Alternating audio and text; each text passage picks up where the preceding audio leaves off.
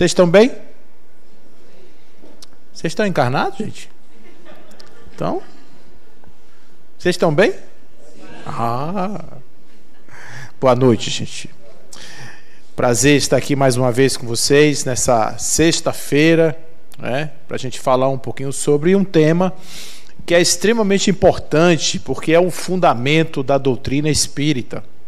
A doutrina espírita tem 5 fundamentos. Vamos relembrar: a imortalidade da alma, a comunicabilidade entre vivos e mortos, pluralidade dos mundos habitados, a existência de Deus e a reencarnação. Eu tenho um amigo meu que ele é católico, daqueles bem assim mesmo, né? E ele um dia falou para mim assim: Tasso, ele me chama de Tasso, a gente combina em quase tudo, só não nesse negócio de reencarnação, porque a gente não admite a reencarnação. Observe que como são as coisas na natureza humana.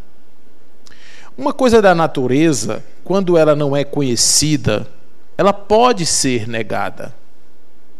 Mas quando ela é conhecida e ela é verificada, ela tem testificação, ela está devidamente comprovada, a pessoa não pode negar. Vocês concordam com isso? Você pode chegar e dizer assim: isso não existe. Vou dar um exemplo. O povo fala aí sobre esse negócio de terra plana, terra redonda, terra circular, etc. Somente uma pessoa que não está no seu juízo normal pode imaginar que aquelas fotografias todas que o planeta tem de fora, etc., não corresponde a uma esfera, a um círculo, a uma coisa que não é plano. Então, observe que quando a gente tem uma verdade atestada, não há como a gente chegar e dizer: não, isso não é fato. Eu me lembro de alguns episódios, como por exemplo a questão da circulação do sangue. Quando Harvey ele desenvolveu lá a teoria sobre a circulação do sangue, os seus pares da ciência acharam aquilo risível. Como assim? Coração pulsando, sangue circulando, que maluquice. Então, até se comprovar que aquilo de fato era uma verdade. A mesma coisa quando estava se fazendo um estudo sobre o vibrião da cólera, um médico, tentando provar que aquilo não causava doença, tomou um copo cheio de uma água contaminada. E o pior, gente, é que ele não ficou doente.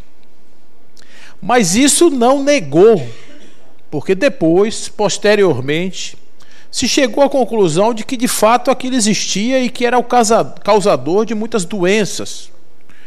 Então vocês veem que um dogma, ele pode ser negado. Eu posso dizer que não teve Arca de Noé. Por quê? Porque não, até hoje fica estranho você imaginar como é que o jacaré sai daqui do Pantanal, pega um avião, não sei, um navio, vai para onde está Noé, para ficar dentro do barco, para depois voltar.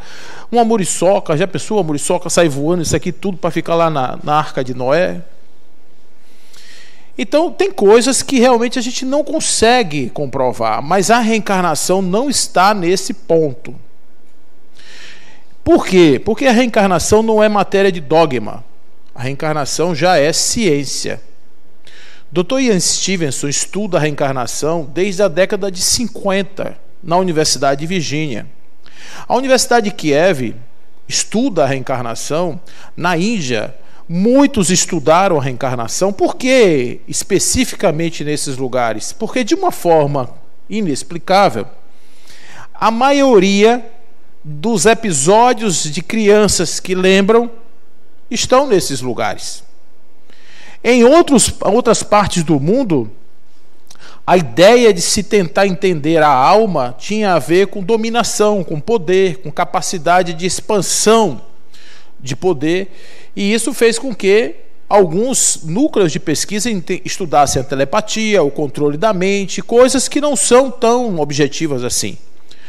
Especificamente falando da reencarnação, a única maneira de você testar se aquilo é verdadeiro foi o método que Ian Stevenson usou, que foi ouvir esses relatos de crianças que lembravam de vidas passadas. Alguém aqui já teve um caso desse, de pessoa que lembrava de vida passada? Já teve? Quer relatar para a gente?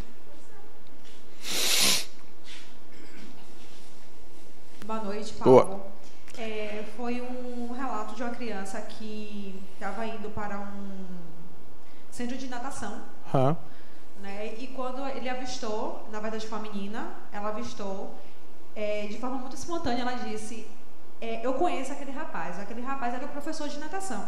E os pais não sabiam, né, de fato, de onde que veio essa informação, esse direcionamento de dizer que aquele professor ela conhecia. E eles ficaram, né, com essa informação. E quando chegando em casa, sutilmente eles já eram espíritas, né? E aí foram conduzindo de uma maneira que não gerasse... Não chamasse atenção. Isso. E aí perguntou: filha, me explique como é que você chegou nessa conclusão de que você conhece, porque a gente não conhece ele. E aí ela disse: ele já foi meu pai.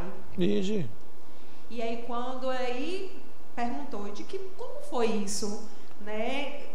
A gente está curioso para saber. E ela disse que em um determinado momento aquele homem já foi o pai dela, só que ela morreu em um acidente com um transporte escolar. E esses pais, nessa encarnação, sempre que tentavam colocar ela não queria. Não gostava. Sentia uma resistência terrível em entrar no transporte. E aí fizeram, né? Só que depois essas lembranças foram dissipadas. Isso, e hoje essa criança não lembra mais. Não lembra. Isso mesmo. Beleza. É uma coisa interessante nesses relatos que Ian Stevenson vai fazer, é que ele analisa mais de 2.000 casos e tira 50, que são aqueles que ele diz: esse aqui não tem dúvida. Imagina uma criança nascer na casa de uma pessoa e dizer assim: você não é meu pai, você não é minha mãe, o nome da minha mãe é fulano, o nome do meu pai é cicrano, ele mora em tal lugar, endereço tal, rua tal, cidade tal, e meu nome é tal. Aí a pessoa acha que aquilo é bobagem, que aquilo não é coisa de criança e tal. E aquilo é tão persistente que a pessoa um dia pega a criança, bota no carro e leva. Aí quando chega lá que leva, aí entra na casa, tem realmente uma pessoa chamada fulano, outra cicrano, vai entrando parente por parente, e à medida que vai entrando ele chama pelo nome e pelo apelido. Nunca tiveram contato, nunca tiveram nenhum tipo de... Então ele vai relatando esse tipo de caso, e ele chega de 50 casos.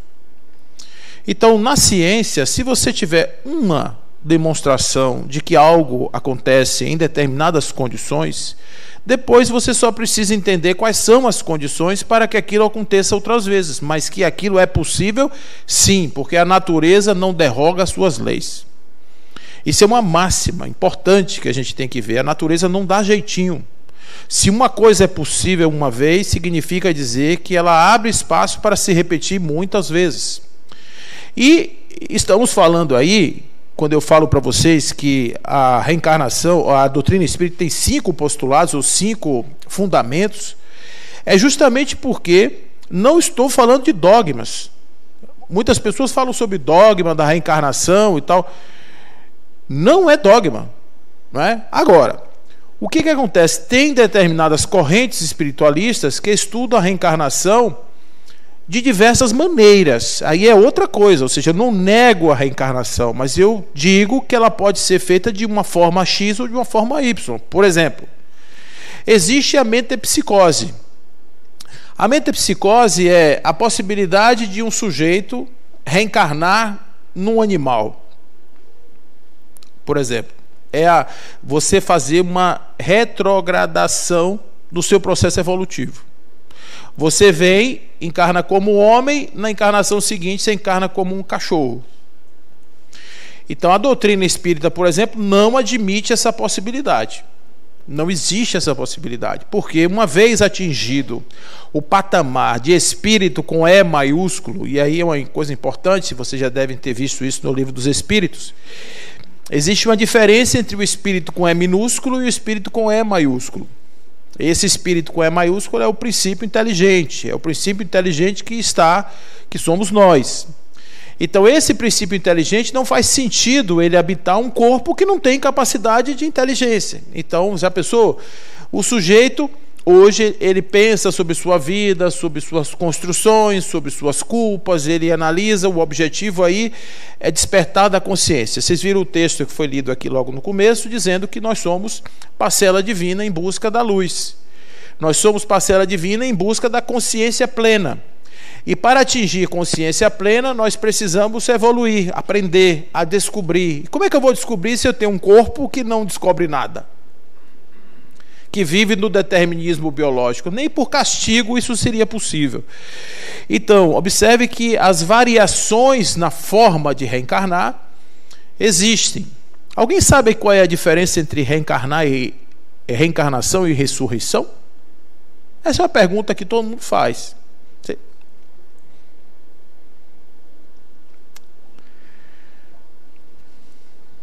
Boa noite. Oi, Fernando. Oi, tudo bem. Ressurreição seria o espírito voltar para o mesmo corpo. Reencarnação, a gente usa outro veículo qualquer. Isso, ótimo. Isso mesmo. Obrigado. É isso aí, né, que o Fernando acabou de dizer. Então, na ressurreição é o mesmo corpo quem volta a viver. E isso não é possível. Uma vez você chegou ali no Jardim da Saudade, você cremou uma pessoa, não tem como aquele corpo voltar a viver. Não existe como. Né? Uma vez cessadas as condições biológicas de vida naquele corpo, não há mais como voltar aquele corpo a ter vida. Então, isso é ressurreição. A reencarnação é quando o espírito volta na pessoa de um outro personagem. E aí, para o meu amigo católico, eu tenho uma conversa que está no livro Novo Testamento, que é um livro que, por sinal, ele também usa. Não é o livro Evangelho segundo o Espiritismo. É o Novo Testamento, está em Mateus capítulo 17, versos de 9 a 13. Eu vou lembrar para vocês o que é essa história, só para deixar claro que não existe dúvida que no catolicismo existe sim reencarnação, do jeito que a gente acredita. Todos sabem que quando Maria engravidou, foi aquela comoção. Houve aquele problema, e como é que Maria, que nunca teve um contato com seu esposo, como é que ela engravida e etc. Vocês sabem dessa história. O que Maria fez? Quem sabe? Quiz do Evangelho. Não, ok. Aí é a forma, mas eu falo o seguinte: uma vez apareceu a filha de Dona Ana, que a mãe dela chamava Ana. A filha de Dona Ana está grávida e é uma senhora que ainda não teve o casamento consumado. Você já imagina numa cidade que tinha 300 pessoas, de mexerico de candinha, o que é que não se falou dessa pobre Miriam, dessa pobre Maria? Como assim, rapaz? Ela foi para onde? Quiz. Quem sabe? Exatamente, quem sabe, sabe. Ela foi para a casa de Isabel. Fala de novo aí. Para onde Maria foi? Ela foi para a casa de Isabel. Exatamente. E Isabel era o que dela? Prima. Ela foi para a casa da prima. E o que é que tinha de característica na casa da prima? Hã? A prima também estava grávida. A prima estava grávida? Muito bem, olha aí, ó. Agora tinha um detalhe: quando a prima está grávida, ela era casada com Zacarias, não tinha problema nenhum. Mas qual era o problema de Isabel estar grávida de Zacarias? Ela era uma mulher velha e o seu marido era estéril. Então, como é que pode acontecer um negócio desse? Viver a vida toda ali juntos como marido e mulher, nunca tiveram filho, e agora a mulher está grávida por causa de um tal de Gabriel? Pense, gente.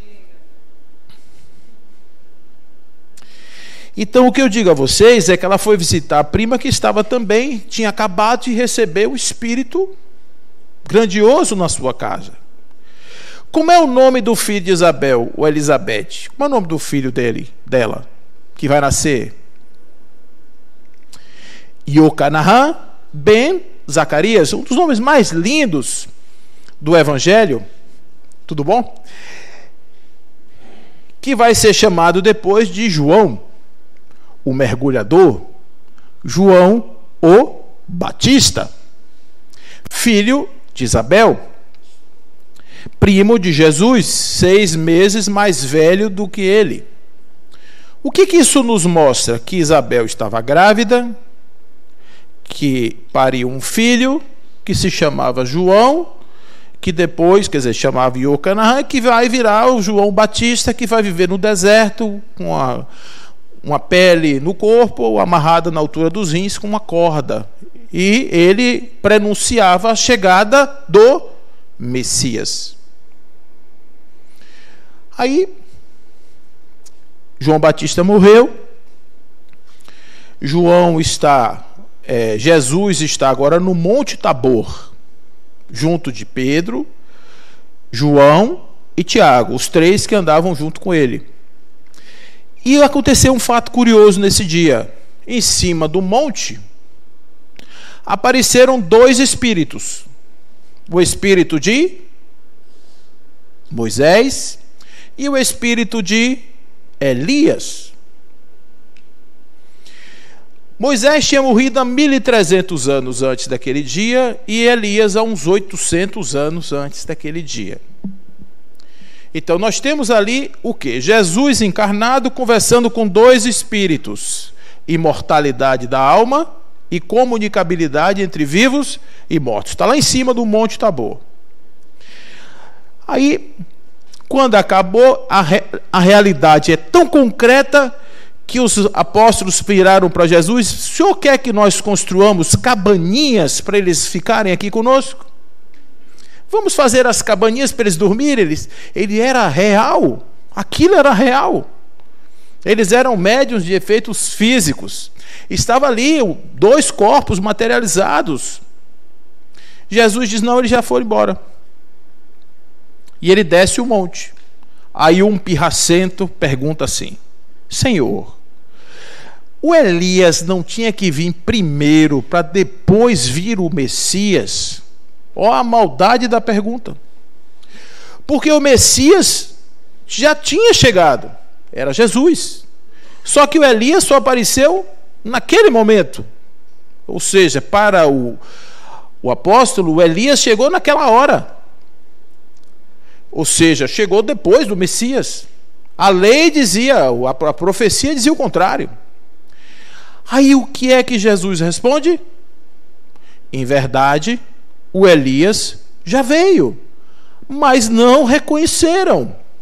E Mateus, não satisfeito, ainda diz: e todos entenderam que ele estava falando de João Batista. Ou seja, João Batista era a reencarnação de Elias, dita por quem foi que disse isso na história? Quem disse foi Mateus. Aí você diz assim: mas puxa, ainda tem lá Nicodemos, o homem tem que nascer da água e do Espírito, quem não nascer da água e do Espírito não encontrará o reino dos céus, o Espírito sopra onde quer. Então tem uma série de manifestações dentro do texto que ficou, fora o que foi arrancado, o que ficou, que já é devidamente, absolutamente inequívoco, que naquele momento, pelo menos, o cristianismo em momento nenhum negava a reencarnação. Então a reencarnação não é algo que está fora do cristianismo, está fora do conhecimento e da aceitação dogmática dos católicos. É isso que acontece, mas que está lá, está, e não tem dúvida. Minha irmã me bota em cada fria. Ela uma vez foi para a casa da vizinha, a vizinha evangélica, e ela me ligou no meio de um culto. Aí disse assim: me diga aí, por favor, uma parte da Bíblia que tem a reencarnação, porque a moça aqui perguntou: onde é que você prova que existe reencarnação na Bíblia? Aí eu falei: você quer de forma explícita ou você quer de forma implícita? Porque de forma implícita tem várias passagens, mas de maneira explícita é o Monte Tabor. Não esqueçam disso. Quando alguém duvidar, você diz assim: vai lá em Mateus capítulo 17, de 9 a 13, que você vai ver Mateus afirmando que existe reencarnação. Ok, gente? Então, estamos falando de ciência. E quando a gente fala de ciência, a gente precisa falar de processo. A gente precisa falar de natureza. Não é? Isso aqui é Allan Kardec. Eu vou passar aqui rápido, antes de falar do sistema. Como é que Allan Kardec conheceu a reencarnação? Allan Kardec, ele não tinha o dogma, na época ele chamava de dogma, da reencarnação como pressuposto da sua construção religiosa. Ele não aceitava, não admitia, não pensava nisso. Mas de tanto ver os relatos dos espíritos, Allan Kardec se convence de que a única forma possível de a evolução acontecer e a única forma possível de atestarmos a bondade de Deus é através da reencarnação. Por quê? Porque é justamente a reencarnação que nos oportuniza voltarmos, vivermos de novo. Vocês já imaginaram, gente? Se você nasce no lugar que te dá instrução, educação, papai e mamãe te educado, te bota no caminho do bem, tá tudo certo. Você viver uma vida virtuosa assim é muito mais fácil do que você nascer na periferia, filho de um pai drogado, de uma mãe prostituída, ali no meio da bagaceira, uma pobreza absurda. A tendência dessa encarnação ser problematizada, se criar um problema ali, é grande. Vocês concordam comigo? Por mais que o indivíduo seja incondicionado, nós somos, em grande parte, sim, influenciados pelas nossas impressões da vida, do que a gente recebe. O nosso psiquismo, ele é construído através das nossas relações de afeto. Quem não tem? E quem nasce com uma doença congênita? Né? Quem nasce sem uma perna, quem nasce sem um braço, quem nasce como aquele menino que veio aqui visitar de volta outro dia, que a cabeça é virada para trás, que ele anda se arrastando no chão e dando lição de autoajuda para as pessoas, não é? Quem nasce daquele jeito? Qual é a lógica de você dizer que existe bondade? É a oportunização de vidas sucessivas, que uma hora é assim, de outro jeito é de outro jeito, de outro jeito é de outra forma. Dr. Raul Teixeira, que é muito também conhecido no meio espírita, ele conta uma história. O mentor dele chama ai, meu Deus, eu vou lembrar daqui a pouquinho. Ele estava passeando com os amigos e viu uma senhora andando embaixo de um monumento. Camilo, acho que é Camilo. Andando embaixo de um monumento. Era uma doida de rua. E aí ele vendo ali a pessoa ali rodando, a mulher rodando, aí ele fez um comentário: deve ser muito ruim viver assim. Aí o seu mentor apareceu e disse assim: olhe, você sabe quem é essa mulher doida que está rodando aqui? E apontou para cima do monumento, tinha uma estátua lá de uma rainha, de alguma coisa. É aquela. Aquela hoje era aquela em outra vida. Então, de vidas em vidas, nós vamos pulando de experiências evolutivas, porque o nosso objetivo é fazer despertar a nossa luz. No livro Ação e Reação, se eu não me engano, no capítulo 19, você vai encontrar lá uma explicação muito legal de um instrutor que vai falar sobre isso para André Luiz, sobre o processo das dores e da formatação da reencarnação. Também você vai encontrar no livro Missionários da Luz, na reencarnação de Segismundo, são 2 capítulos que tratam dessa especial formatação do processo da reencarnação. Então Allan Kardec entende, a partir do seu entendimento, que a bondade de Deus se expressa justamente pela possibilidade de você ter outras oportunidades além daquelas que foram oferecidas nessa vida. Então, como se vê, temos muitos motivos para não aceitar levianamente as teorias ditadas pelos espíritos. Quando surge uma, nós vamos nos limitar ao papel de observador. Isso é Allan Kardec, o perfil dele é esse, tá? Fazemos abstração de sua origem espírita, sem nos deixar fascinar pelo brilho de nomes pomposos. Ele recebeu mensagens na sociedade parisiense de ninguém menos do que Jesus, que se apresentou como Espírito de verdade. Então, mas nós vamos verificar se ela emana de um simples mortal e vemos se é racional. Se dá conta de tudo, se resolve a dificuldade. Foi assim que nós procedemos com a doutrina da reencarnação, que não tínhamos adotado embora vinda dos espíritos, senão após haver reconhecido que ela só e somente ela podia resolver aquilo que nenhuma filosofia jamais havia resolvido. E isso é a abstração feita das provas materiais que diariamente são dadas a nós outros.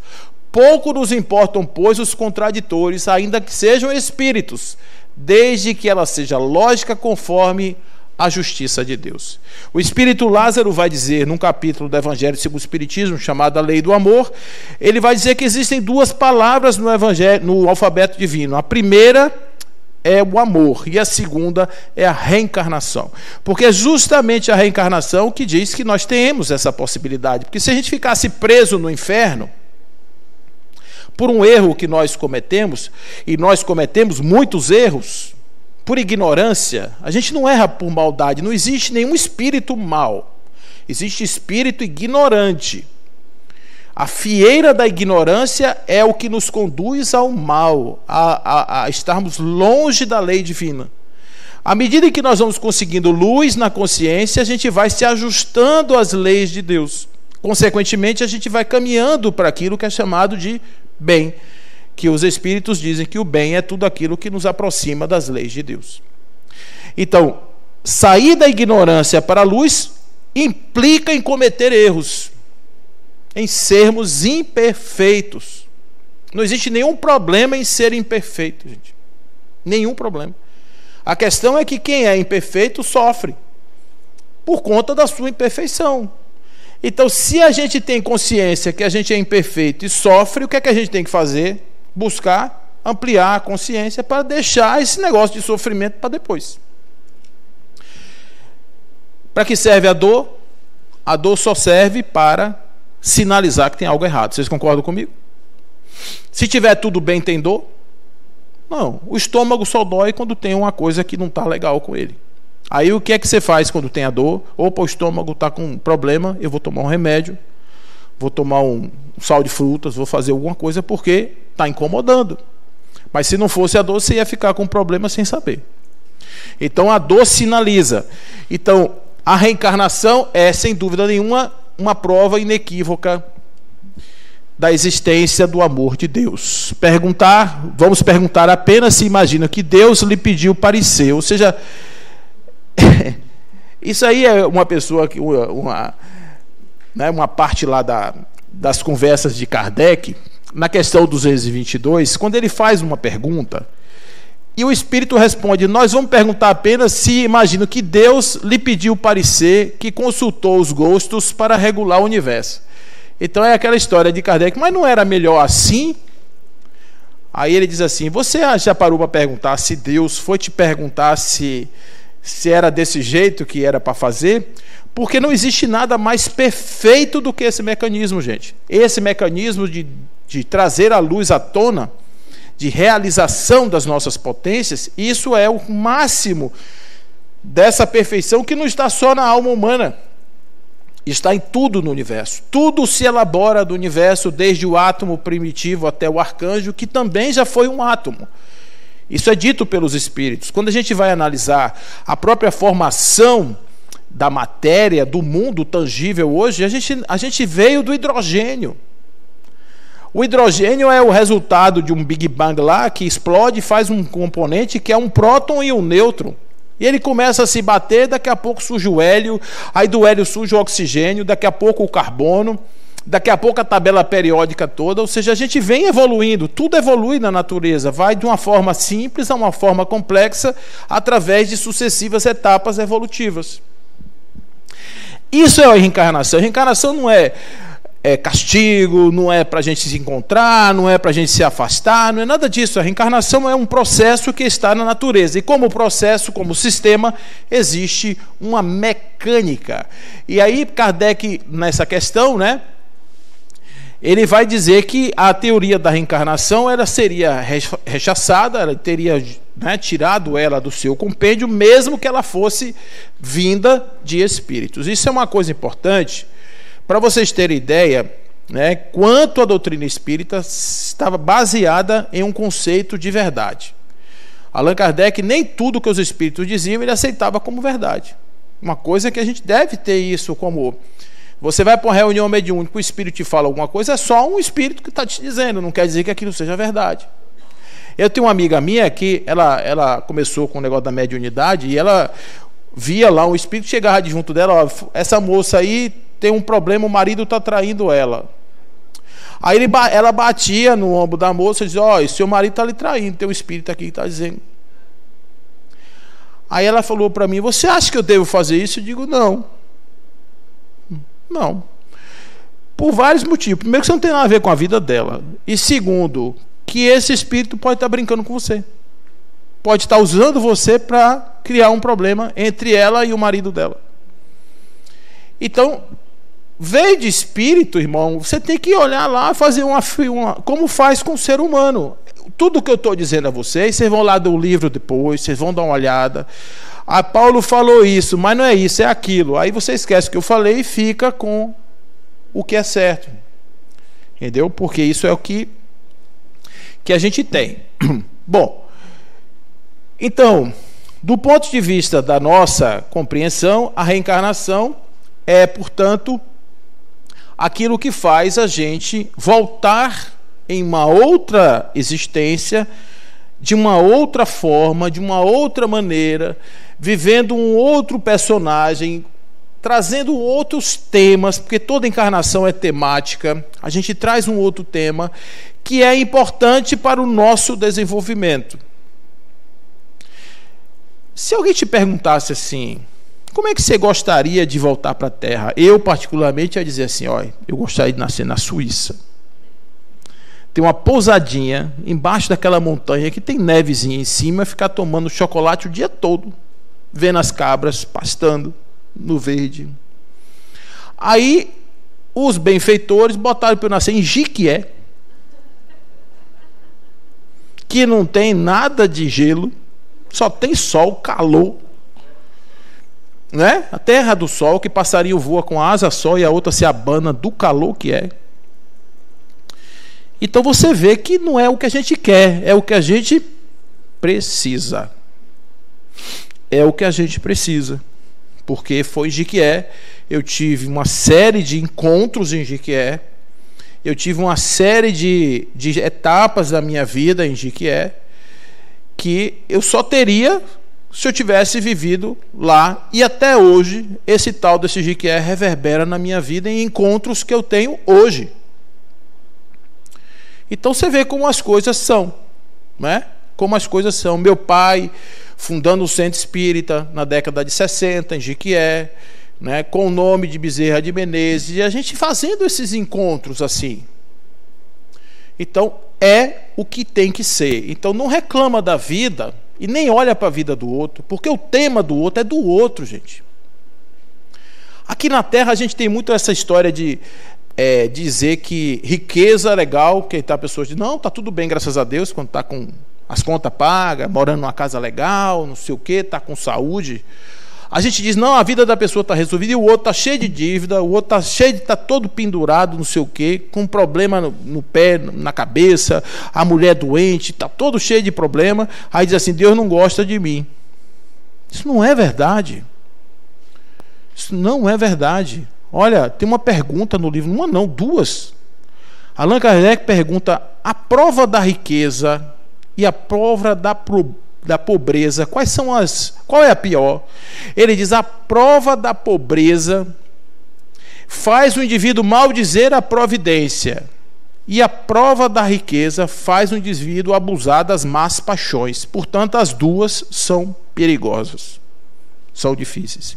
Na segunda questão, Allan Kardec ouve dos espíritos que a riqueza é pior, é mais difícil do que a pobreza.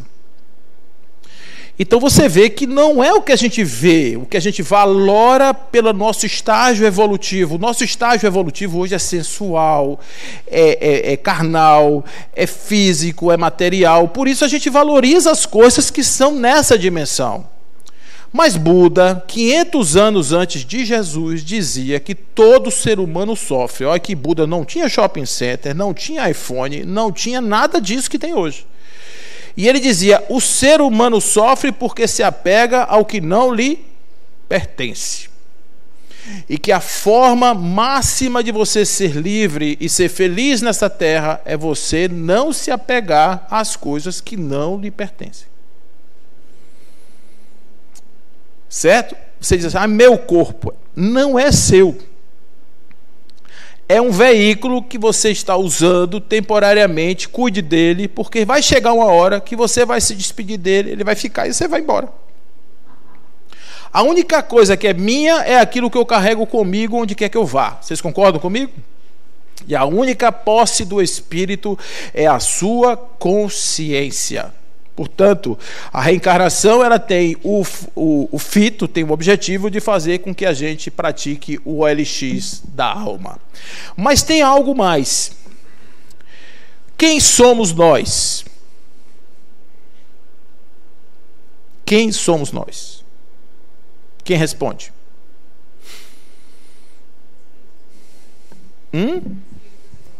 Espíritos imortais. Eu vou explicar uma coisa para vocês aqui, para a gente nivelar a nossa conversa. A resposta está correta. Mas eu vou fazer que nem Sócrates. Sabe como é que Sócrates perguntava?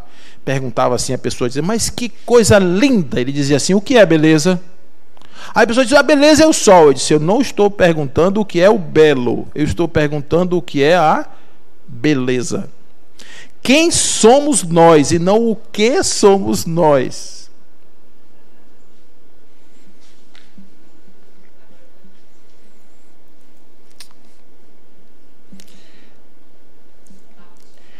Aristóteles falava sobre dois conceitos que eu vou trazer aqui para vocês, que tem a ver com o processamento da reencarnação. O primeiro deles é o conceito de potência, e o segundo é o conceito de ato. A potência é o que você pode ser. A potência é o que você tem capacidade de vir a ser. Você não precisa ser, você só precisa poder ser. E o ato é o que você já é da sua potência. Tudo bem? Então, imagine o seguinte, uma semente de siriguela. Não sei por que eu escolhi a siriguela, mas vamos lá. Ela serve para o tamarindo, serve para o feijão, serve para tudo. A semente da siriguela, quando você pega aquele caroço, ele é o quê? Ele é um caroço. Ele é uma semente. Ele é uma fonte de vida. Você pode falar um monte de coisa sobre ele, mas na verdade ele é um pé de siriguela potencial. Mas ele só vai virar um pé de siriguela se você botar na terra, fechar direitinho, molhar o sol, cuidar direitinho, e ali vai transformar a potência em ato.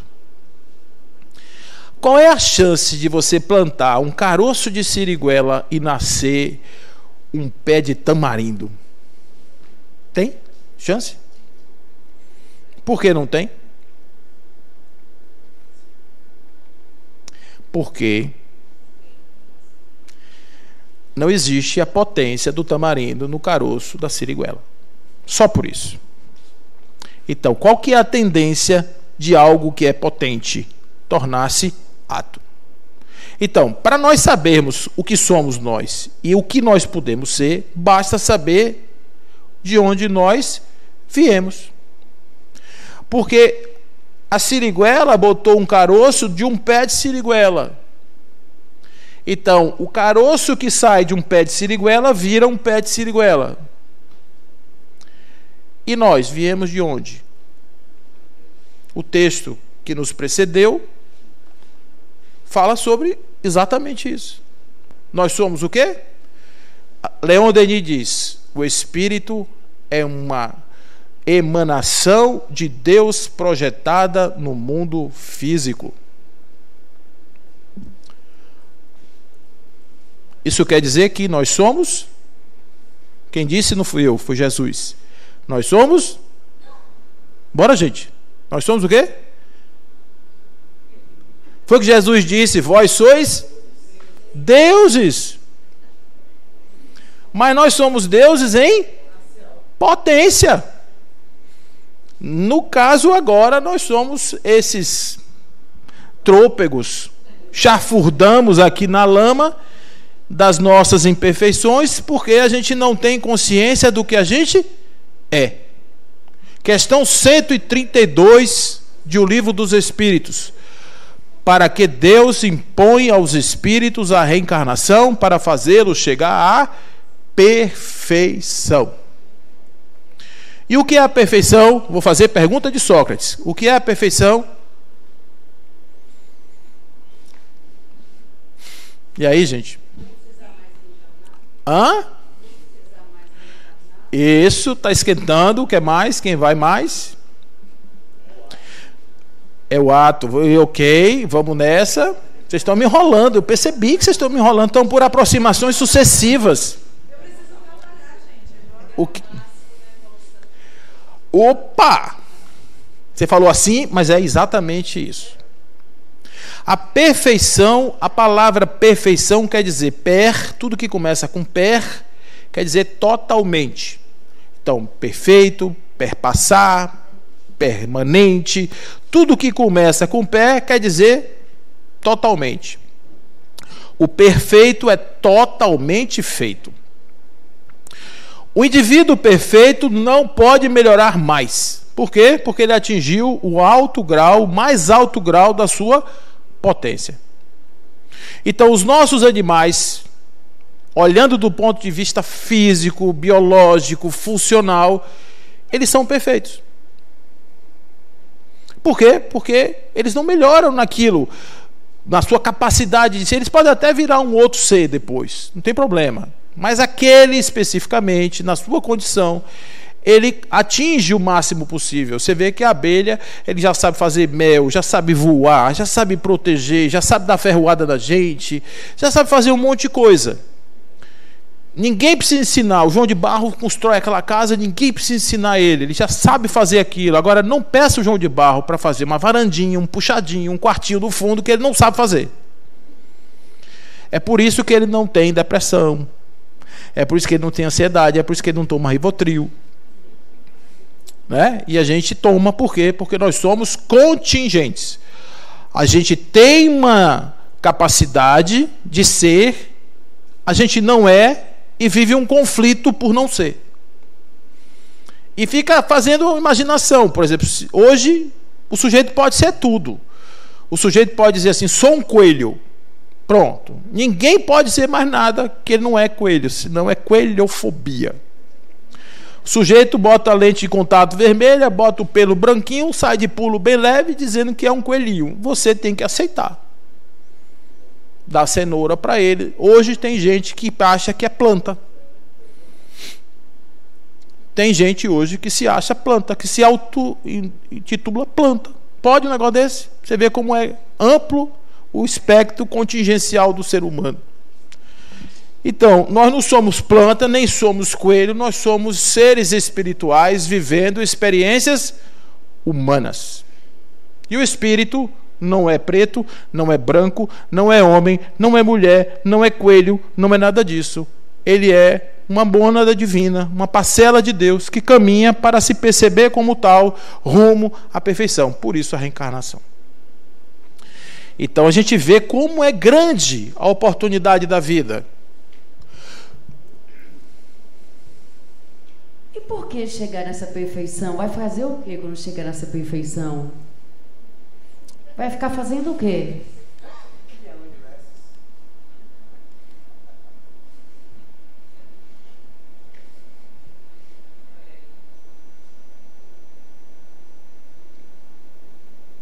Olha, vou lhe dar um exemplo.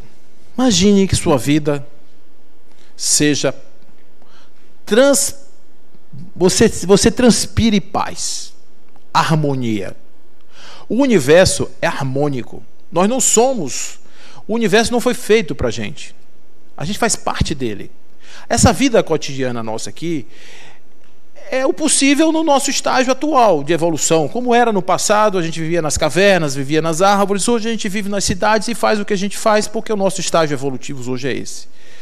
Mas imagine que o universo caminhe para um estado de homeostase total, absoluta, e que nós estamos, na gradação evolutiva, contribuindo para esta homeostase na medida em que a gente se torne agente desta paz, desta harmonia.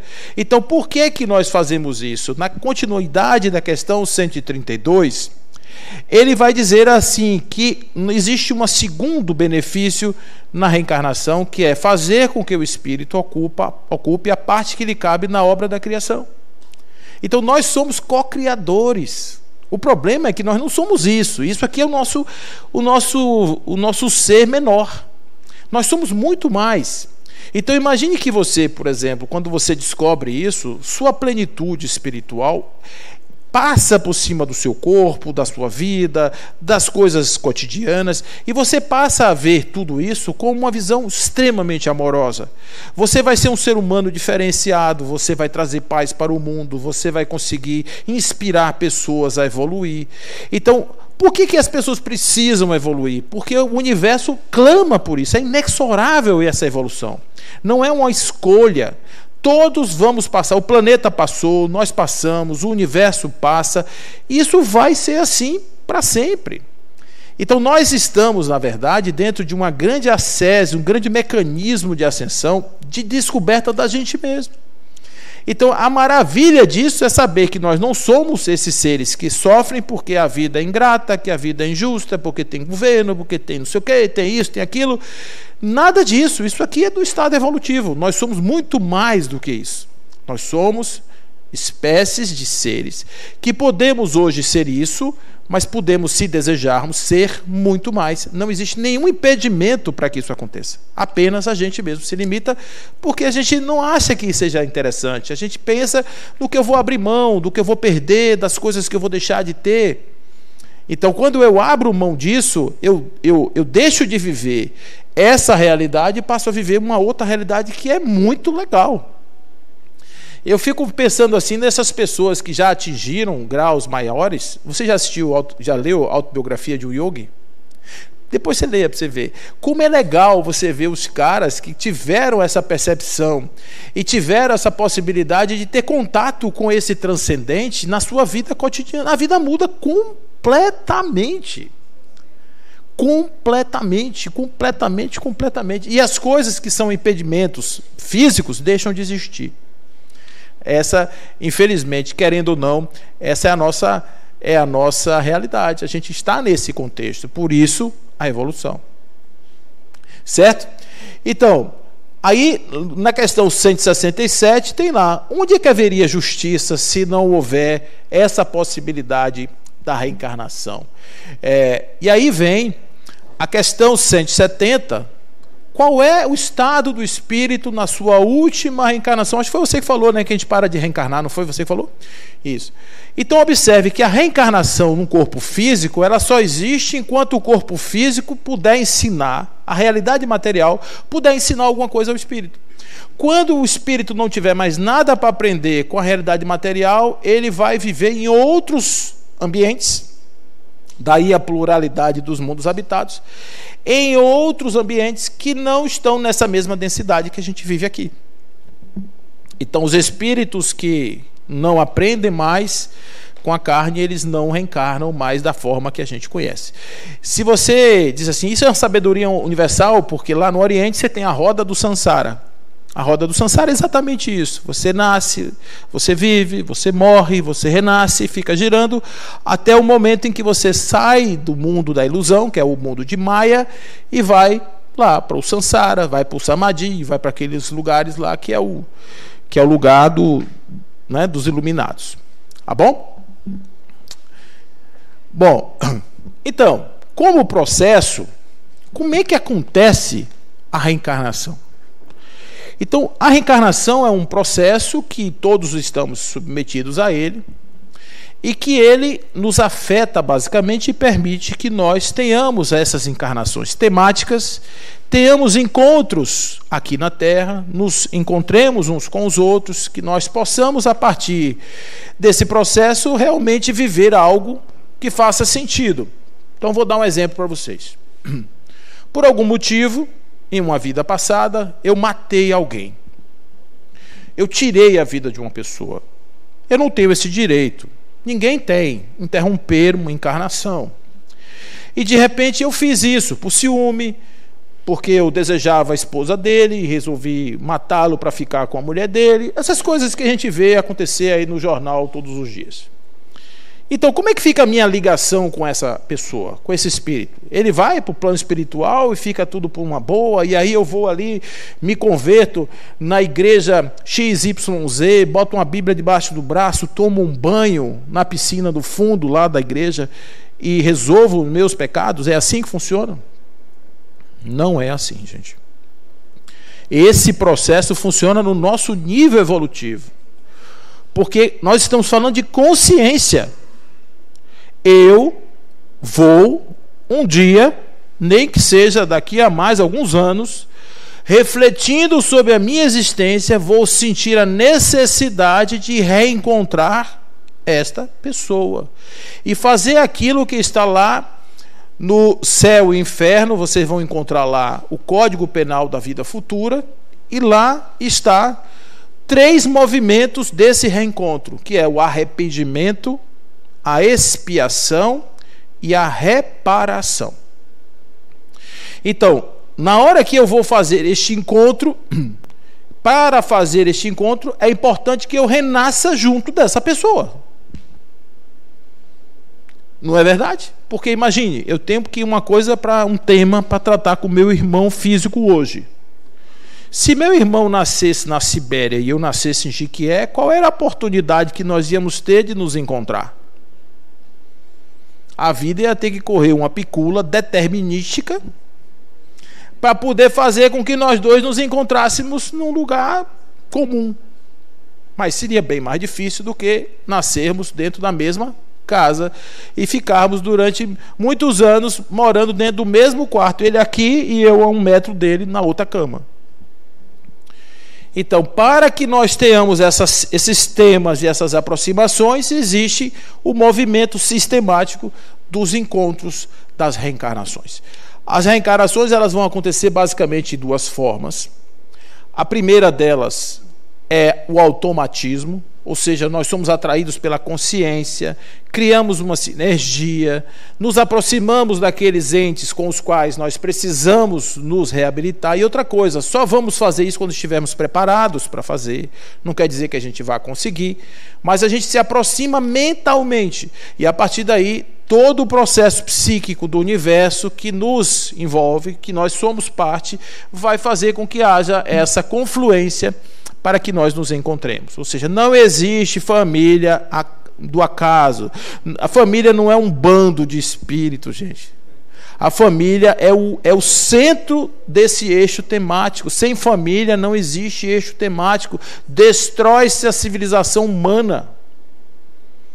A ignorância leva algumas pessoas a dizer que família é somente um mecanismo de doutrinação de classes dominantes, etc. Isso não tem sustentação sociológica nenhuma. Porque desde as mais priscas eras, nós vivemos em grupo.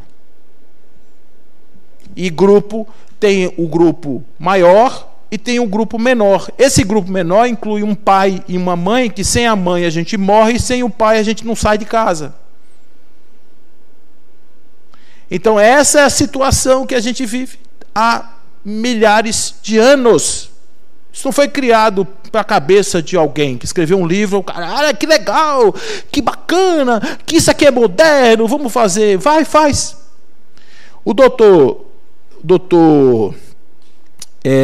Bauman, fazendo um estudo a respeito da questão da esquizofrenia, ele diz que uma geração que ele chama de fusionada, uma geração fusionada é uma geração cujas fronteiras entre as pessoas não são bem definidas e as pessoas se fundem.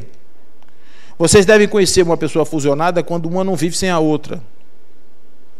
Então hoje tem muita criança fusionada com seus pais. Ela não tem autonomia para fazer nada, a não ser na presença dos pais. Ela não consegue fazer porque parte do seu psiquismo foi desenvolvido num ser outro. Isso acontece em casamento. Quando a mulher, por exemplo, se submete ao marido, ou ao contrário, o marido se submete à mulher. Eu digo isso funcionalmente, como ser. Então, nessa pesquisa que foi feita na Universidade de Harvard, o pesquisador, ele diz que 3 gerações de pessoas fusionadas gera um esquizofrênico. Tá certo? Então, nós estamos falando de problemas mentais. Macacos que são criados em lugares que não tem toque, que são criados sem toque, eles adquirem um nível de ansiedade, de estresse muito superiores àqueles que são tocados. E observe que quando os seres, principalmente os mamíferos, eles se aproximam, eles se lambem. Existe um toque constante. Aquilo, na verdade, tem uma finalidade, gente, dentro da nossa construção, do nosso psiquismo. Aquilo não é uma convenção social.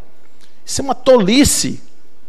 Então, quando a gente fala do ponto de vista do espírito, imagina agora, como é que eu vou fazer para me encontrar com uma pessoa, para ter com ela uma relação realmente, aqui entre mãe e filha. Vou dar um exemplo, mãe e filho. Por que a gente não lembra da vida passada? Por quê? Você já imaginou se mamãe chegasse na maternidade, espera 9 meses, quando nasce a pessoa que aparece, você? Você não. Procure sua turma. Então o que acontece? A ignorância ajuda totalmente. E mais do que isso, quando a mãe bota esse ser no peito, ela não sabe quem é, quem ele foi, não procura a carteira de identidade reencarnacionista dele, dá o peito para ele, ele mama. Naquele momento o cérebro da mãe enche de ocitocina, o dele também, e eles ficam ali naquela relação amorosa, cria-se um vínculo de amor imenso. Quando ele chega depois, que começam a ressumar as lembranças temáticas da reencarnação, que foi o que os aproximou, o amor que se criou no início supera as dificuldades do depois. Aí o que nós fazemos? Recebemos esse espíritozinho em nossa casa, entregamos para o papai e para a mamãe, porque vovô e vovó é para cuidar de neto, e vamos cair no mundo. Aí depois, quando fica grande, que passou essa janela, gente, essa janela dura 5, 7 anos, mais ou menos. É aonde tem aquela ideia do super-herói, aquela ideia tal. Você perdeu essa janela, para você voltar nesse coraçãozinho, você vai ter que ralar um coco. Por quê? Porque ele vai olhar para você e vai dizer, falhou, dessa vez não vai dar. E eu já vi acontecer coisa desse tipo assim, que só recupera no fim da vida, na doença, na dificuldade extrema, que aí volta o tema de forma inexorável. Vocês não vão resolver isso agora? Não, peraí que eu vou arrumar um negócio aqui para vocês. Aí vem um filho que rejeitou o pai o tempo todo, aí vem um Parkinson no pai, aí bota o filho dentro da casa para cuidar do pai. É o enjeitado que nasceu, que o pai que não criou. Essa história o menino me contou. Ele era um filho ilegítimo. Aí o pai não queria saber dele, uma dor terrível desse menino, uma dor imensa. Ele via os irmãos sendo criados pelo pai, o pai até amoroso, mas com ele, porque ele era de uma aventura, ele não queria saber. Aí, quando passado muitos anos, etc., o pai do menino adoece, e os irmãos, mariposa só gosta de luz, os irmãos não queriam cuidar do pai, chamaram ele, você não quer cuidar do papai não? Ele fez, eu cuido. O pai cheio de dedo, com uma vergonha imensa, arrependido, certamente. o filho vai tal, e se desvela, porque ele de um era a carência e a oportunidade da superação de um amor não realizado, e do outro é a surpresa de descobrir o quanto ele perdeu de não ter amado aquela criatura. Aqueles 30 dias fizeram com que o pai pegasse o filho, levasse no cartório e registrasse como filho. Mais 30 dias o pai morreu. A encarnação fecha. Então, você recebeu, veio, você montou o seu tema, surfe nele, aproveite ele, né? Porque quem escolhe somos nós. Nós escolhemos o que é que a gente vem fazer aqui. Como eu falei para vocês, tem um automatismo, mas existe uma outra forma de reencarnar, que é a reencarnação planejada, que é quando a gente está na dúvida, a gente não está pensando em nada, está lá chutando lata nas nuvens, aí de repente vem uma entidade veneranda e diz: espera aí que eu vou te botar aqui num lugar que você vai passar por uma experiência reparadora. E aí vem as encarnações chamadas compulsórias. Muitas vezes o espírito não quer descer daquele jeito, mas tem que. É a maneira dele despertar. Então a gente vai sendo conduzido entre automatismos e condicionamentos até chegar num momento em que a gente descubra que a nossa realidade existencial, ela é simplesmente para sermos luz que brilha, luz do mundo, sal da terra. Então, quando a gente começa a aprender isso, às vezes a gente leva tempo. Na trilogia de Dona Ivone Amaral Pereira, tem lá Cavaleiro do Mies, o Drama da Betânia, tem Nas Voragens do Pecado. Esses livros contam a história desse espírito, que foi Ivone Amaral Pereira, uma médium incrível que o Brasil teve. E ela viveu temática de um encontro com o espírito, e durante todas essas vidas, eles se amavam e se destruíam igualmente, pelos mesmos temas.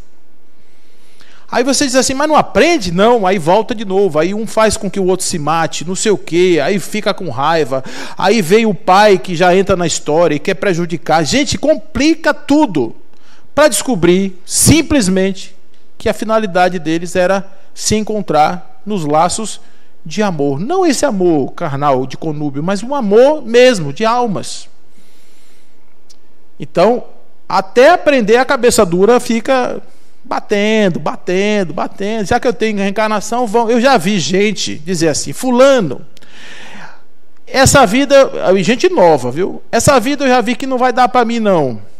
Então a gente faz assim: vamos marcar, a gente se encontra no umbral, você no buraco 35, eu no 52, a gente fica ali. Eu digo: gente, vocês não sabem o que vocês estão falando, palavra tem poder. Enfim, né? Bom, e o corpo? Bom, o corpo é o seguinte. Opa, pois não. Fico com uma dúvida em relação à família. Tem famílias hoje, 2 homens que fazem um bebê de proveta, 2 mulheres, e o espírito também causa essa família assim, que não é natural, biológica, ou é um desequilíbrio? Boa pergunta, Carlos. É a mesma coisa do filho adotivo, exatamente igual, tá certo? Então, existe o corpo, que é físico, que é biológico, que depende de condicionantes genéticos. Ninguém está dizendo que a genética foi excluída. Não. O espírito, ele reflete no corpo aquilo que é o seu eixo temático. Então, no livro Memórias de um Suicida, aparece um dos que estão ali no Vale dos Suicidas, que quando ele chega na recuperação, ele começa a perder o braço, porque na vida precedente ele matou uma moça enforcada. Ele apertou o pescoço e matou a moça. Aí ele fez um sentimento de culpa que destruiu perispiritualmente o seu braço. Isso provavelmente vai resultar numa reencarnação de um corpo com um problema no braço, que pode até não vir com o braço, pode até vir sem o braço. Mas para que isso aconteça, tem que ter uma genética, tem que ter um desenvolvimento que propicie o seu corpo. Doenças que a pessoa já vai trazer, marcadores. Por exemplo, eu vivi uma vida e 3 encarnações onde eu me acabei no álcool, na droga. Então o meu corpo vai trazer, numa encarnação, ele vai trazer uma que ele chama de bomba relógio, que se por acaso eu fizer aquilo ali, rapidamente aquilo vira uma doença e eu vou ter um problema. Entendeu? Então isso acontece muito com o fígado, isso acontece muito com o estômago. Os suicidas, problema de demência se eles atirarem na cabeça, porque o perispírito ele é um marcador somático, ele cria uma afinidade. Só que esse aparelho fisiológico ele não necessariamente vai encontrar respaldo no campo genético daqueles que seriam seus pais biológicos, seus pais familiares, vamos dizer assim. Ele nasce em uma outra composição genética, ele cria o seu corpo de acordo com a sua necessidade e vai viver sua encarnação com aquelas pessoas que estão no seu eixo temático, tá certo? Então, em momento nenhum uma coisa inviabiliza a outra, apenas para dizer que, de alguma forma, para que um corpo seja gerado, tem que ter um material masculino e um feminino, e isso, por enquanto, não foi derrogado, a natureza continua sendo assim, tá bom? Beleza? Bom, então, o corpo, ele é escolhido, a gente escolhe o corpo, então quando você olha para o espelho e diz assim, eu não gosto do meu corpo, então da próxima vez você escolhe outro. Agora, não é assim, você chega numa loja body shop, aí você vai lá e escolhe um corpo, eu quero esse, porque senão o mundo só ia ter gente chapada lá, todo mundo barriga de tanquinho. Imagina como é que escolhe um corpo, baixinho, pescoçudo, cabeçudo, barrigudo, cabeludo, no tempo de hoje, não dá para escolher um corpo desse. Então, o corpo vem com aquilo, por exemplo, eu, numa encarnação passada, vamos supor que eu era muito belo, muito esbelto, muito cheio de coisa, e aí de repente eu abusei disso, isso me atrapalhou. Aí minha encarnação agora eu digo, rapaz, menos, aí o resultado, entendeu? Então a gente faz isso. Então na hora que a gente escolhe o corpo é porque se de repente você trouxer, você quer ser, vamos supor, você tem uma necessidade de trazer, de andar muito, de andar por muitos lugares, aí de repente vem um corpo sem as pernas, vai ser mais difícil fazer isso. Por isso que eu digo que quando a gente quer fazer muitas pessoas vão para centro espírita conversar com o espírito para saber qual é o sentido da reencarnação. A primeira pista, olhe seu corpo. Seu corpo diz muito da sua encarnação, das suas necessidades, aqui na Terra. Então, a segunda pista é a família. Olha o entorno. Não olha longe não, gente, porque longe já é uma coisa depois. Muitas pessoas saem de casa para fazer realizações na rua. Aí o povo chama isso de, no caso do campo espírita, de espírita vovô Pedro. Vocês não entenderam o que eu estou falando, porque tem uma pomada chamada pomada de vovô Pedro, que é para uso externo. Então, espírita vovô Pedro é aquele que só serve para o lado de fora. Para dentro de casa não serve muito não. Olha para dentro de casa, gente. O enrosco está dentro de casa. Aí teve uma moça que falou assim, mas meu marido é tão pirracento, tão ruim, é aquela pessoa difícil, não sei o que. Eu fico olhando para ela. Eu disse, trate ele muito bem. Aí ela ficou me olhando assim, porque senão na próxima encarnação vocês nascem de novo, vão se juntar, e aí daqui a pouco vocês casam novamente, ou você com o estrupício novamente em sua casa. Se livra logo. Resolve seus problemas. Brincadeiras à parte, gente, mas no fundo, nós nos atraímos pelas nossas paixões, pelas nossas afinidades, pelos nossos desejos, pelos nossos valores, pelos nossos quereres. É para isso que a gente está junto. Então, quando a gente pensa na reencarnação, como eu progrediria? Eu fico pensando um espírito que vem com paralisia cerebral. É uma coisa incapacitante. Aí eu tenho uma amiga que é empregada doméstica, pobre, e um filho dela veio com paralisia cerebral, e eu fico pensando assim, nossa, mas que espíritozinho pirracento. Não bastava os problemas da moça, ele ainda trouxe outro, ele mesmo. Aí eu fiquei depois pensando como seria essa reunião no plano espiritual. Alguém chega para ele e diz assim, Tiago, é o nome dele, você vai ter que descer. Ele disse assim, você sabe que eu quero ser um completista? Completista é aquele que está beirando suas derradeiras encarnações, e aí ele faça assim, passa no tacho as minhas necessidades, bota tudo de uma vez aí que eu tiro de letra e não preciso mais ficar voltando aqui, esse negócio de boleto é muito chato. Aí alguém diz assim, tá bom, você é completista, mas você sabe que para você fazer a completação, você vai ter que vir com um corpo meio estranho. Não tem problema não, eu venho com ela. E ela olha para ele e diz, pode descer que comigo eu vou cuidar de você. E ele diz assim, mãe, com você eu vou. Com outro eu não vou não, mas com você eu vou. Olha os compromissos, gente, que a gente às vezes fecha sem saber. Por quê? Não, é para quê? Tudo é assim. A vida tem que ser relida. Porque se a gente vitimizar a vida, a gente fica numa situação extremamente sem sentido. Quando a gente olha a vida... Opa!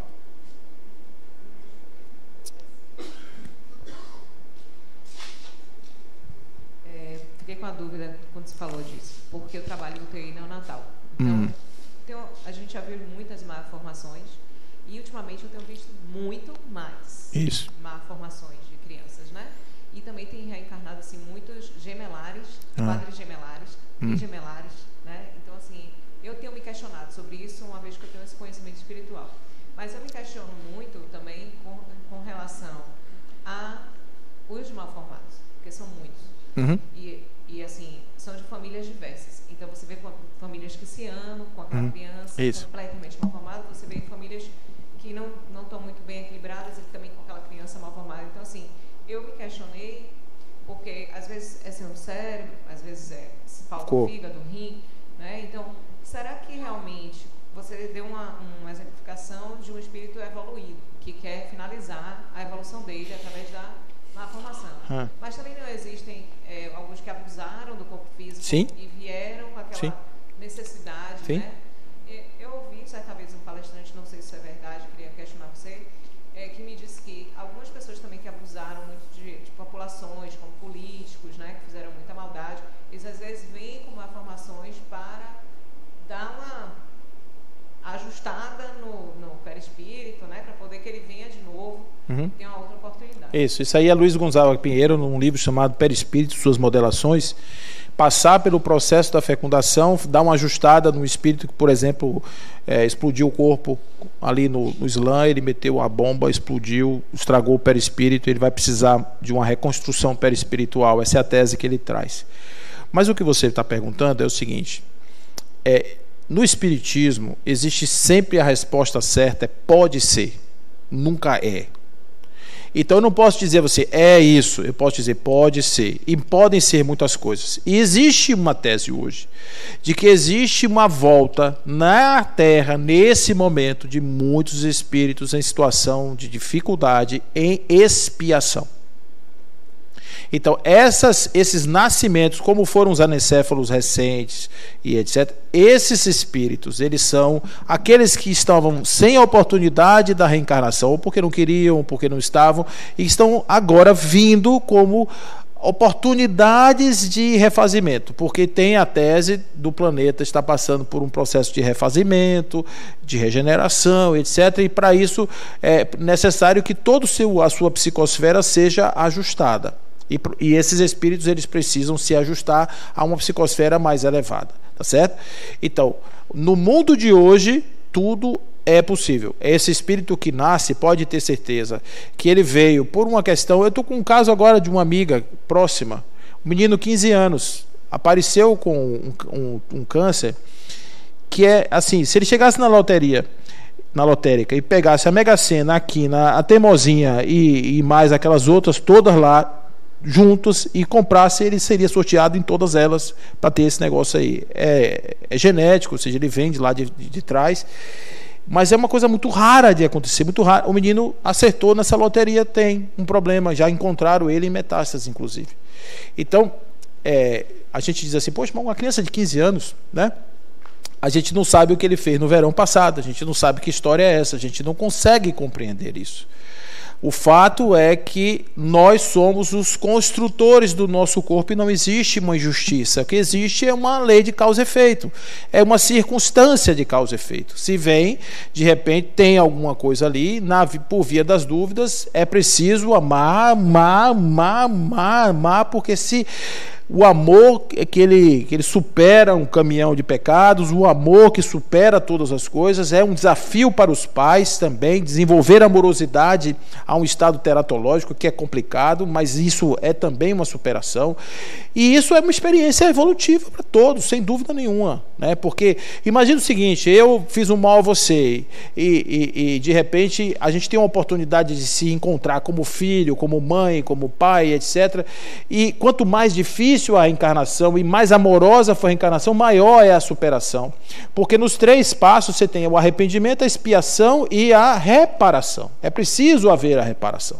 Entendeu? Então essa reparação acontece quando o problema vem na minha casa e eu sou obrigado no sentido a conviver com isso e fazer disso a melhor forma possível de minha existência. Agora aqui a gente acha estranho às vezes, sim, mas eu estou explicando para vocês aqui do ponto de vista do espiritismo que esses espíritos, quando eles chegam, eles são atraídos por uma necessidade daquele ambiente ali. Falando desse amor, né, que fala, e a gente percebe que fala-se desse amor e sempre associa, não sempre, mas sempre associa assim, nos exemplos sobre a mãe. Quando o amor da mãe, e tem sempre uma relação de eu aceito você enquanto meu filho, você vai ser, eu vou ser. E ele diz, você vai ser minha mãe. Para assim, por o espiritismo, tem uma explicação, né, de vir enquanto um corpo, enquanto mãe, porque se fala, eu sei que o pai também ama, né, eu sei que existe o amor também incondicional, eu sei que tem mães também que não amam, e também tem essas explicações que eu sei que o espiritismo também traz. Mas assim, como estamos em um caminho de conhecimento, talvez tenha uma explicação. Sim. E aí eu gostaria de te ouvir, né? Sim. A sua sabedoria aí. Olha, nem todo espírito que vem com problema é um espírito que está em débito. Porque isso é uma coisa também que a gente deve tomar cuidado. Por isso que eu digo, pode ser. Porque às vezes é um espírito que traz uma dificuldade e ele já é um espírito superior. Ele tem já uma condição e vem para ajudar a família a superar uma dificuldade.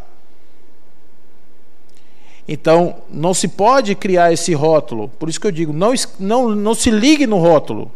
Por quê? Se ligue o que vai ser feito com aquilo que aconteceu, que chegou, e ponto. Quando eu falo da mãe, é porque, para mim, do ponto de vista da evolução, a mãe é a cereja do bolo no desenvolvimento amoroso. Por quê? A criança é gerada no corpo da mãe. A criança, ela, embora tenha no início uma contribuição 50-50, mas todo o processo da gestação, que é longo, 9 meses, acontece naquele corpo.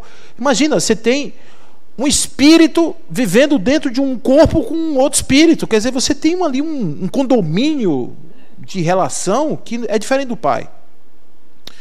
O pai, ele é um coadjuvante importantíssimo no processo e, às vezes, a relação é com o pai, não é com a mãe. A mãe está sendo uma auxiliar importante no encontro daquele pai com aquele filho. Então, existe isso também. O que eu quero dizer a vocês, gente, é que não existe, resumindo a história, não existe almoço de graça, não existe coisa aleatória. Chegou é porque tem uma forma de ser. Receba, agradeça a Deus. Eu tenho um amigo que é pobre, ele já esposa velha, ele já de uma certa idade, a mulher engravidou. Ele tem uma história na família de problema de demência com homens. O menino nasceu com um negocinho lá, um grau de autismo lá que, quando vem na casa do rico, dá mais fácil, você bota ali no fonoaudiólogo, não sei o que e tal, mas quando vem na casa do pobre, ele fez o que eu vou dizer para vocês. Quando ele soube da história, ele foi para o quintal da casa dele, ele mora numa laje, Ele foi para o quintal da casa dele, olhou para cima e agradeceu a Deus o filho que recebeu. Então, gente, é assim que a gente pensa que haja uma reciprocidade. E eu só vou entender que alguém me ama quando me aceitar, não quando eu estou limpinho, organizado, mas quando eu estou no chão. Quando eu estou no chão e você estende a mão para mim e que você me levanta, aí eu sei que você gosta de mim. Agora, o que acontece na ribalta? Você está tudo bem, está tudo limpinho, está com grana, está cheiroso e tal, todo mundo em volta de você. Fique pobre para você ver quantos amigos você vai ter. Agora, na hora que eu vou andando e o sujeito está no chão, está acabado e eu levanto e ainda sou capaz de amá-lo, que tipo de relação emerge daí? Entende, gente? Então, nós não estamos falando só disso. Então, o que eu quero dizer assim, que do ponto de vista do processamento, são 3 tipos de ligação.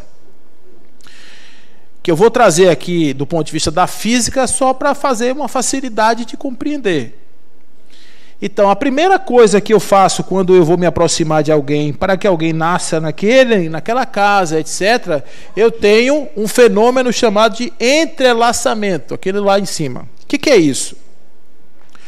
Quando 2 criaturas se encontram e têm uma relação de qualquer espécie, elas se entrelaçam. E elas não mais se desfazem desse entrelaçamento. Isso vai aparecer muito na constelação familiar. Esse negócio de a gente ter um encontro com alguém, uma pessoa que teve um assaltante, um estuprador, cria com aquela pessoa que é a vítima um entrelaçamento.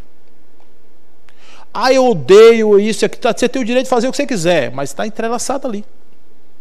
Pois não. Não, mas o entrelaçamento não é uma coisa ruim. Desculpe, se a vítima perdoar, me pergunta. Não, mas o entrelaçamento não é uma coisa ruim, porque eu me entrelaço se eu amar também. Se eu tiver um encontro com alguém, eu vou criar com aquela pessoa um vínculo de campo, que não tem qualificativo bom, ruim, mal, é só um fenômeno. Eu fico ali, conectado.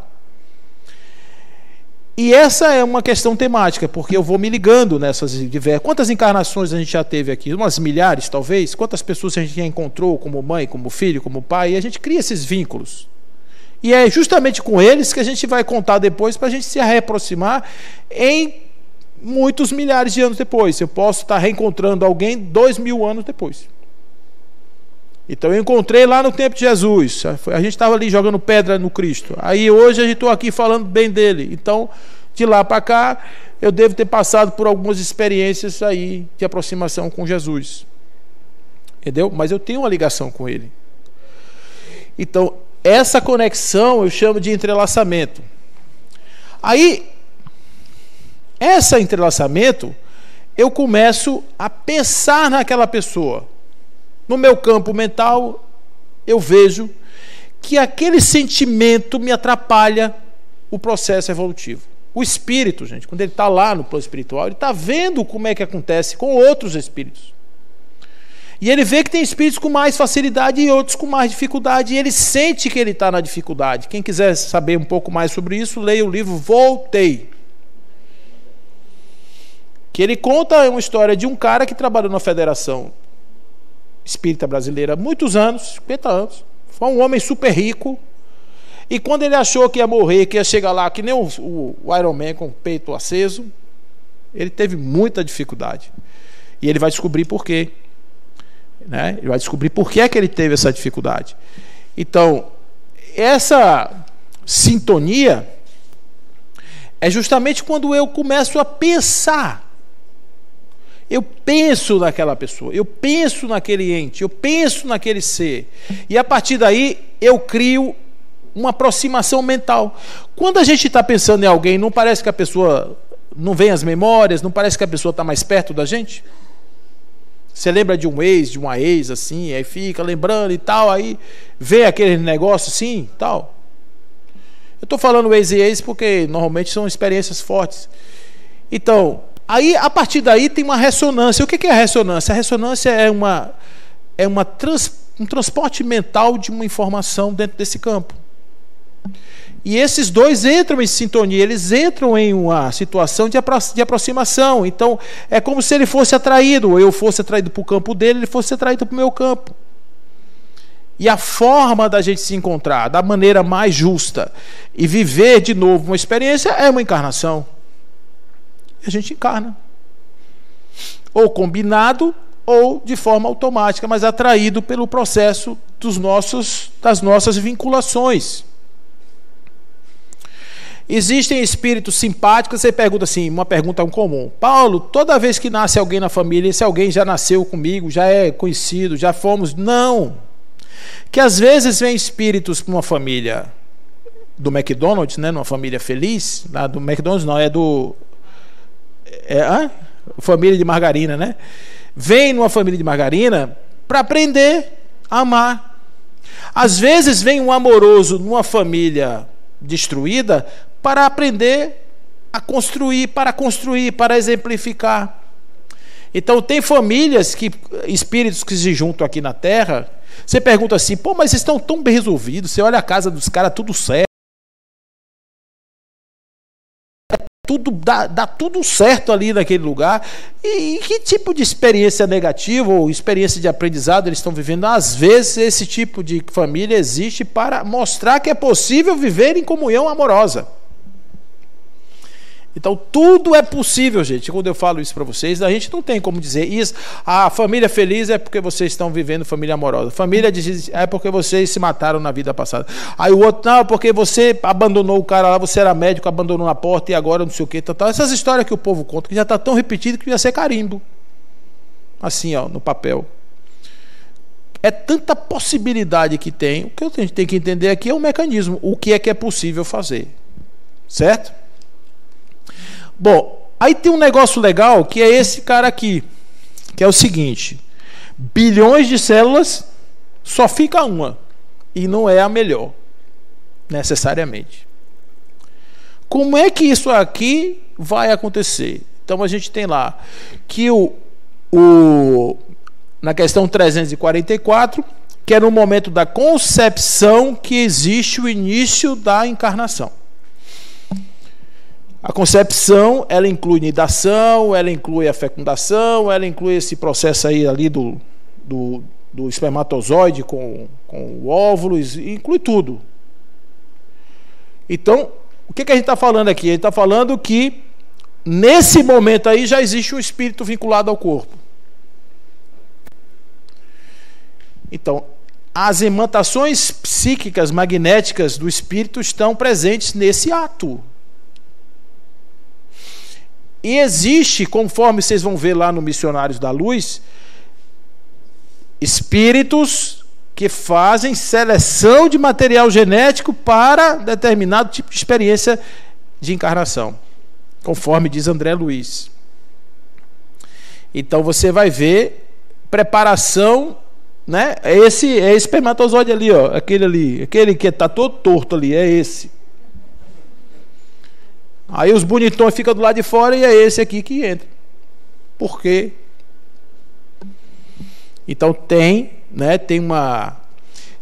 um livro chamado Gestação, eu esqueci agora o nome do autor, e ele fala sobre isso, né? Sobre essa coisa da condição energética que permite que aquele espermatozoide especificamente penetre naquela célula. Certo? Eu fiquei devendo a vocês o nome do espírito lá, que é o mentor de Dr. Raul Teixeira, é Camilo. Tá? É porque o meu amigo demora às vezes de me dizer. Bom, então, na hora que a gente vai encarnar, o primeiro momento é confusão.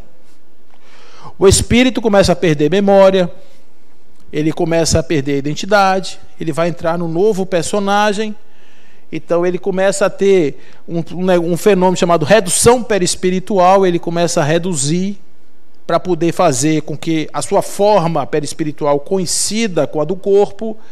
Ele vem às bases do corpo e começa então agora o seu desenvolvimento desde o primeiro momento até momento seguinte. E no processo da evolução desse organismo, ele vai passar pelas fases que ele já passou no seu processo evolutivo. Então, se você for olhar, a gente parece um girino lá nos primeiros dias, um sapo, vai até chegar na condição do corpo. Então, é como se a gente revivesse nosso momento desde os reinos antigos até o atual, no momento da nossa encarnação, tá? Mas é importante dizer aqui o seguinte, que nessa nossa confusão mental, a gente perde a capacidade de saber quem a gente foi em vida passada, perde a capacidade de saber quem é aquele que é meu pai, que é minha mãe. Aí eu costumo dizer assim, 2 espíritos se encontram no plano espiritual. Eu vou chamar aqui de Zezinho e Rosinha. Oh, Rosinha, você é o amor da minha vida. Oh, Zezinho, você também é o amor da minha vida. Nós vamos nos encontrar e agora vai dar tudo certo. A gente vai comprar uma casinha branca no alto da serra, vai comprar lá, vai criar pato, vai ser uma beleza. Vamos reencarnar e vai ser tudo lindo. Aí reencarno e tal. Aí chega Zezinho num carnaval em Salvador, encontra Marilda, acabou o plano. Porque Marilda era uma morena, né, imensa e tal, e ele não aguentou e casou com Marilda, e Rosinha ficou lá. Aí Rosinha casou com outro. Aquela história da casinha branca fica para depois, porque a gente tem o livre-arbítrio, a gente não lembra. Menino não nasce com receita, né, porque seria legal se a gente nascesse com a bula aqui no pescoço. Olha, esse fulano vai casar com fulana, não sei o que, combinou, tem um contrato assinado. Mas é bom ser assim, né? Cada um sabe a dor e a delícia de ser o que é, e a gente vai construindo devagarzinho. Bom, gente, isso aí é só para mostrar, né, aquilo que eu já falei. A gente vai caminhando devagarzinho pelas nossas diversas etapas evolutivas até chegar na 38ª semana ali na forma de um corpo físico. Lembrando que tem pessoas que acham que isso não é vida, que acham que isso não tem vida. E eu vou só fazer aqui, não é nem o discurso, eu vou só fazer uma constatação de tudo que eu acabei de dizer. O espírito entra no processo no momento da fecundação. Ali inicia uma encarnação. Aquele espírito estava esperando esse momento, às vezes há séculos. E às vezes esse espírito que está encarnando estava numa pedra, estava na lama. Ele foi resgatado na zona do umbral e teve a oportunidade iluminada de vir para a vida e não retornar para o lugar que estava. E alguém disse assim, não, você não vai não. O nome disso é aborto. Nada contra, não é crítica, é processo. Tá certo? O que eu estou falando é, não vamos chamar as coisas pelo nome certo. O que é um aborto? É a interrupção de uma encarnação. Quem é o espírito reencarnante? Onde ele estava? Como ele passou? E etc. e tal. No estágio evolutivo que nós estamos, é normal que a gente faça isso. Mas o que a gente está fazendo não é simplesmente interrompendo uma gravidez. Você está interrompendo uma encarnação. E isso tem implicações, porque o espírito reencarnante ele pode compreender, não, mamãe está com dificuldade, mamãe não é o momento certo. Ou vira um obsessor, fica zangado e diz, agora você vai ver o que é bom para tosse. Como a gente não sabe, porque eu digo que menina é que nem um Kinder Ovo, tem sempre uma surpresinha dentro. Então, você não sabe quem é. Pode ser legal, gente boa, evoluído, mas pode ser carne e pescoço. Então, gente, por que eu estou falando isso de novo, de novo, de novo, de novo? Porque eu posso negar tudo isso dizendo, isso não existe, isso é coisa de religião. Pronto, acabou a discussão. Mas continua sendo uma verdade. Porque isso não é matéria de religião, isso é matéria da natureza. Então, nós estamos falando da natureza, eu não estou falando de fé. Não estou pedindo para vocês acreditarem porque eu estou dizendo. Se vocês quiserem, vão pesquisar, pega lá os livros.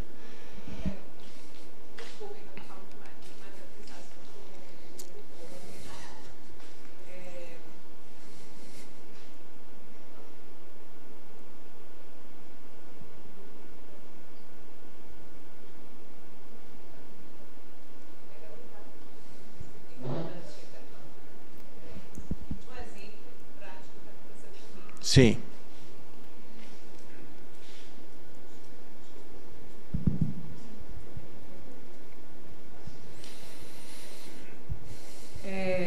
Aconteceu um exemplo sobre reencarnação, né, comigo, que eu trago justamente para finalizar até a sua ideia agora, que foi com minha filha.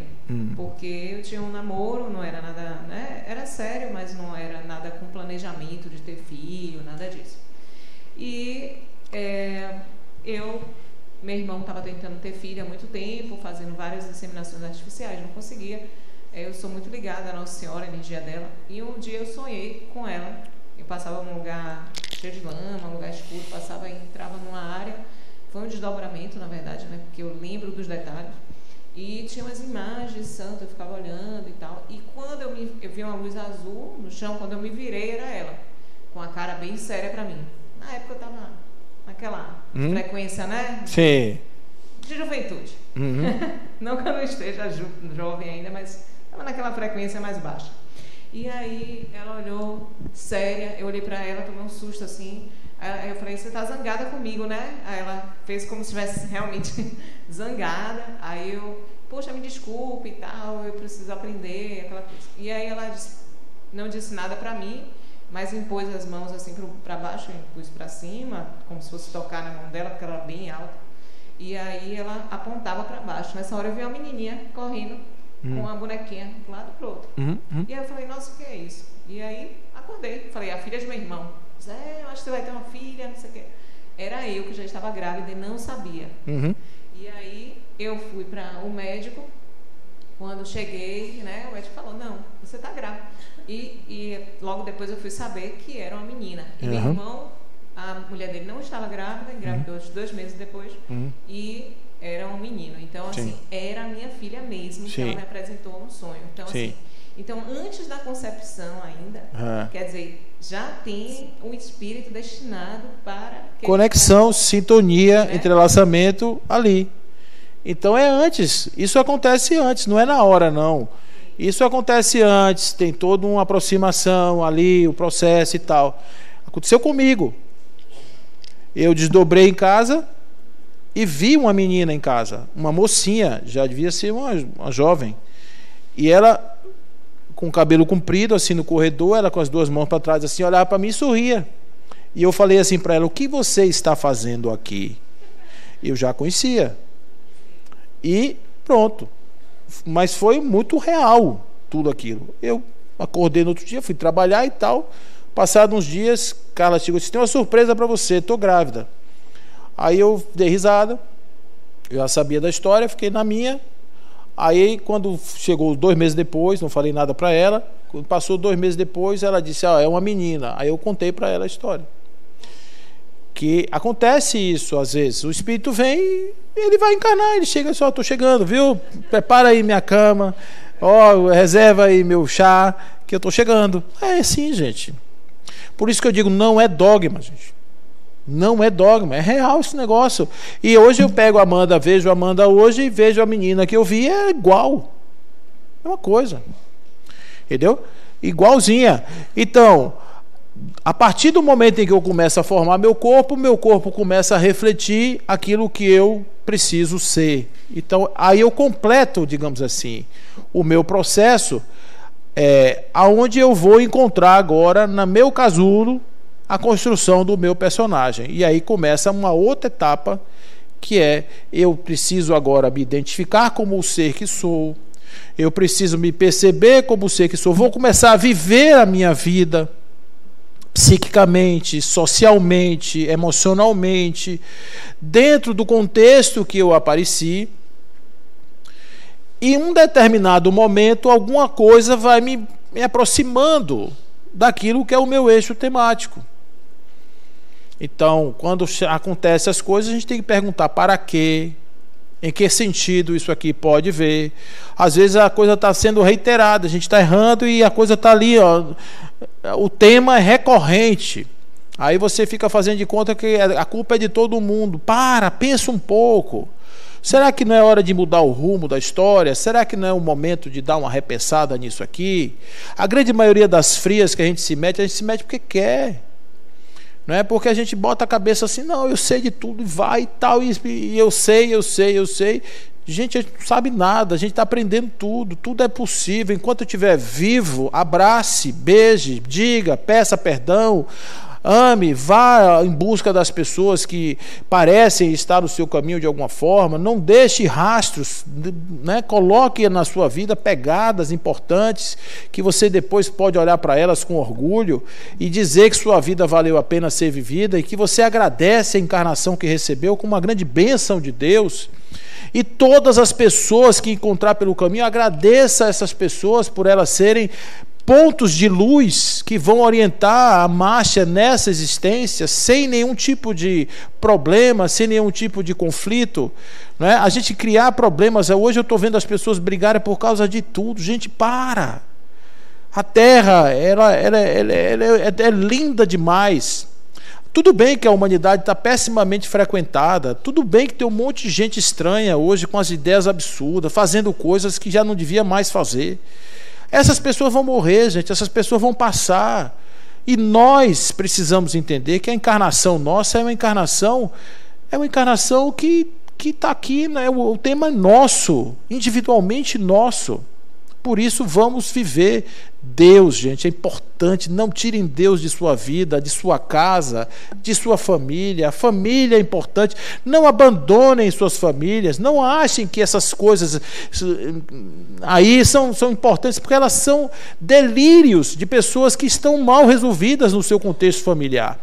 Então a gente precisa ressignificar isso aqui para que a gente consiga realmente fazer das nossas encarnações coisas que valham a pena, e a gente possa agradecer a Deus mesmo a oportunidade que a gente recebeu.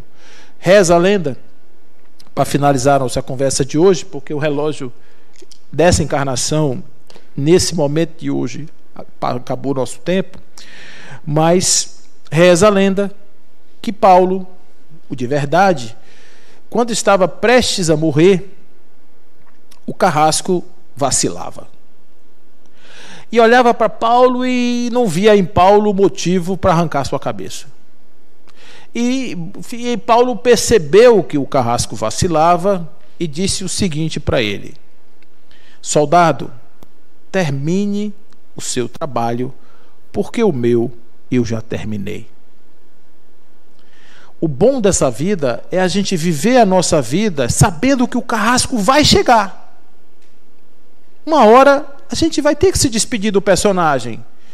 E a gente olhe para ele quando chegar, ou ela, a Redentora, e diga assim: soldado, faça a sua parte, porque o meu trabalho aqui eu já terminei. E a gente volta e se encontra, e um dia, superadas as dificuldades, nós estaremos celebrando os nossos conflitos, como a gente lembra hoje, dos vasos que a gente quebrou da nossa mãe quando começávamos a andar, do xixi que a gente fez no tapete quando não devia e a gente ainda não sabia segurar os esfíncteres. Quando a gente estava com toda a dificuldade do começo, hoje a gente olha e sorri. Assim também a gente vai sorrir da nossa ignorância, porque a gente sabe que no final dessa história só existe luz. Que a paz esteja em seus corações. Fiquem com Deus, que assim seja.